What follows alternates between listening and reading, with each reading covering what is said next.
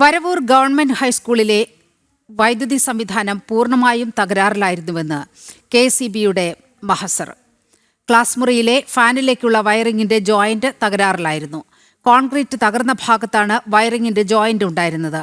വൈദ്യുതാഘാതം ഏറ്റിട്ടില്ലെന്ന school അധികൃതരുടെയും PTA-യുടെയും വാദങ്ങൾ ഖണ്ഡിക്കുന്നതാണ് കെഎസ്ഇബിയുടെ report. ഞാൻ വിളിച്ചതേ നമ്മുടെ അവിടെ ഒരു സ്കൂളിൽ ഒരു 8ാം ക്ലാസ് വിദ്യാർത്ഥിക്ക് ഷോക്ക് ഏറ്റതായിട്ടൊരു സംഭവം ഉണ്ടായിരുന്നില്ല. ഞങ്ങളിപ്പോൾ അവിടെ പോയിരുന്നു. അപ്പൊ അതെന്തായിരുന്നു സംഭവം? അത് ഒന്ന് അറിയാൻ വേണ്ടി വിളിച്ചത്. അത് ഷോക്ക് ഏറ്റുന്നുള്ള അത് പിന്നെയാണ് അറിയിക്കുന്നത്. ഹോസ്പിറ്റലൊക്കെ പോയി കഴിഞ്ഞാൽ അറിയിക്കുന്നത്. അവിടെ പക്ഷെ അവൻ പറഞ്ഞത് ഒരു കട്ട്ലയുടെ കുറച്ചൊരു സിമെന്റ് ഇങ്ങനെ പോയിട്ടിരിപ്പുണ്ട്, അവിടെ പിടിച്ചപ്പോ ഷോക്ക് ഏറ്റുന്നാണ് അവൻ പറയുന്നത്.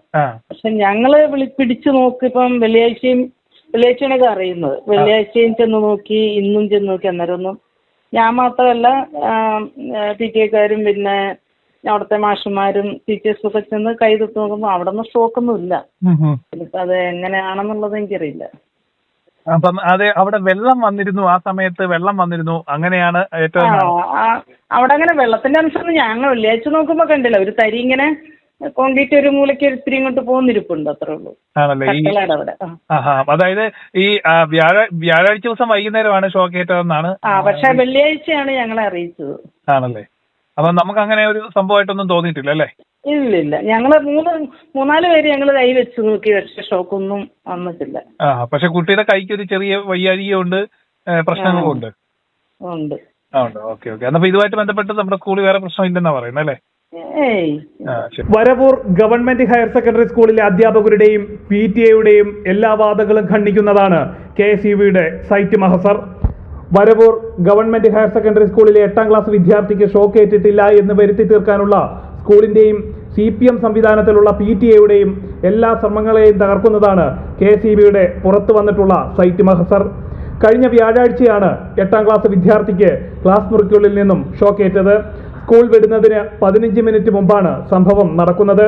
കുട്ടി വീട്ടിലെത്തിയ ശേഷമാണ് വിവരം രക്ഷിതാക്കളെ ധരിപ്പിക്കുന്നത്. വെള്ളിയാഴ്ച വിദ്യാർത്ഥി ചികിത്സ തേടുകയും ചെയ്തു. കൈക്ക് സാരമായി പരിക്കേറ്റ വിദ്യാർത്ഥിക്ക് MRI സ്കാൻ അടക്കം ഡോക്ടർമാർ നിർദ്ദേശിച്ചിട്ടുണ്ട്. ഇതിനിടയിലാണ് ഒന്നും സംഭവിച്ചിട്ടില്ല എന്ന വാദവുമായി സ്കൂളും PTA-യും പഞ്ചായത്തും രംഗത്ത് വന്നത്.